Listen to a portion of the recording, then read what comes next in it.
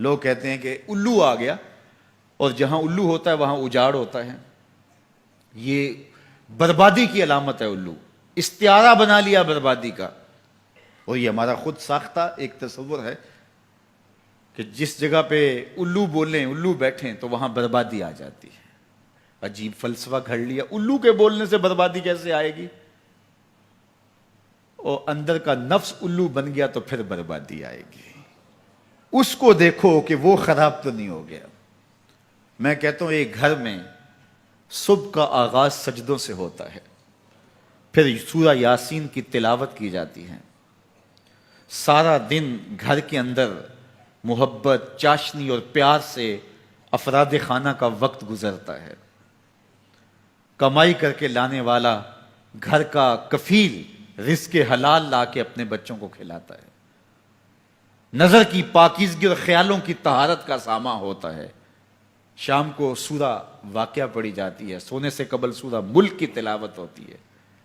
دہلیز پہ آنے والے سائل کو جھڑکا نہیں جاتا، مہمان کی عزت کی جاتی ہے، تکریم دی جاتی ہے.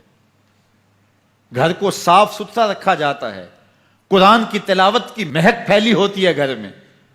گھر کے اندر درخت پر 100 الو بھی بیٹھ جائیں، اس گھر میں بربادی نہیں آئے گی. اور ایک گھر میں اللہ کے حکموں کو توڑا جاتا ہے. افراد خانہ ایک دوسرے کو گالم گلوچ کرتے ہیں. قرآن کبھی کھول کے کسی نے نہیں دیکھا، سجدے کی کسی کو توفیق نہیں ہوئی، تو گھر کے اندر جو مرضی رکھ لیں برکت نہیں ہوگی. میاں یہ تو تمہارے اعمال کا نتیجہ تھا، لیکن تم نے لگا دیا الو کے کھاتے کہ الو بیٹھ گیا، یہ سب کچھ بربادی ہوئی. تم نے وعدے توڑے، تم نے لوگوں کو 2 نمبر مال دیا، اس لیے تمہاری فیکٹری برباد ہوئی، اس لیے تمہاری دکان نہیں چل رہی. کہ تم کہتے کچھ ہو دیتے کچھ ہو. ایک مرتبہ جو دھوکہ کھاتا ہے وہ دوبارہ تمہاری دکان پہ نہیں آتا. یہ الو کا کام نہیں ہے، یہ تمہارے نفس کے الو کا کام ہے. لیکن تم نے الو پہ مڑ کے کسی منحوسا، یہ فلاں منحوسا ہماری دکان پہ آئی صبح، آج سارا دن گاہک ہی نہیں آیا. کیا فلسفہ تم نے تراشا؟ تو فرمایا ولا ہامہ، الو بھی کوئی چیز نہیں، ولا سفرا، اور نہ ہی سفر کا مہینہ کوئی چیز ہے کہ آپ سفر کے مہینے کے نام لگا کر کے کسی چیز کا انکار کر دیں. یہ اللہ کی طرف سے ہے جو تمہیں نصیب ہوتا ہے. وَإِن يَمْسَسْكَ اللَّهُ بِضُرٍّ فَلَا كَاشِفَ لَهُ إِلَّا هُوَ. اللہ تعالیٰ تمہیں کوئی نقصان پہنچانا چاہے تو کوئی اس نقصان کو دور نہیں کر سکتا سوائے اللہ کے. اور اگر اللہ تمہیں کوئی بھلائی دینا چاہے، تمہیں بہتری عطا کرنا چاہے، فَلَا رَادَّ لِفَضْلِهِ، اللہ کے فضل کو کوئی واپس بھی نہیں کر سکتا، لٹا بھی نہیں سکتا. اللہ کے فضل کو کوئی ٹال بھی نہیں سکتا. سارا زمانہ لگ جائے کسی شخص کو نقصان پہنچانے کے لیے، لیکن اللہ کی نصرت اسے نصیب ہو، کوئی بال بھی بیکا نہیں کر سکتا. سارا زمانہ کسی کو فائدہ دینے میں لگا رہے، لیکن اللہ نہ چاہے تو ایک ذرے کا فائدہ بھی نہیں پہنچا سکتے.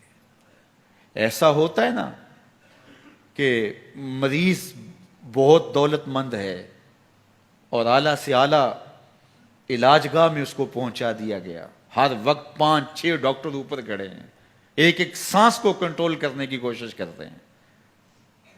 کئی مشینوں کے اندر ایک ایک چیز کا ہر وقت ٹیسٹ ہو رہا ہے، لیکن موت آئی تو سارے ڈاکٹر ایک سانس کی بھیک بھی نہیں دے سکتے. اور دوسرا بیمار پڑا ہے، ہاسپٹل والوں نے بھی جواب دے دیا، اس غریب کو کسی پرواہ نہیں کی ہے، اس کو باہر جھاڑے میں پھینک دیا. میرا مالک شفا دینا چاہے تو اسے عطا کر دے. شفا اللہ کے پاس ہے، موت اللہ کے پاس ہے، زندگی اللہ کے پاس ہے، خیر اللہ کے پاس ہے. وہ جس کو جو چاہے عطا کرے. اپنے عقیدوں کو مضبوط کرو، اللہ پر توکل کرو، اللہ پر بھروسہ کرو. وہ چاہے تو ہوتا ہے، وہ نہ چاہے تو کچھ نہیں ہوتا. اس کے چاہنے سے ہے اور اس کے نہ چاہنے سے نہیں ہے. اس لیے اس کے چاہنے سے خیر ملتی ہے، اس کو خیر چاہے تو خیر ملتی ہے. اور اگر وہ کسی کی خیر نہ چاہے تو سارا زمانہ بھی لگ جائے تو خیر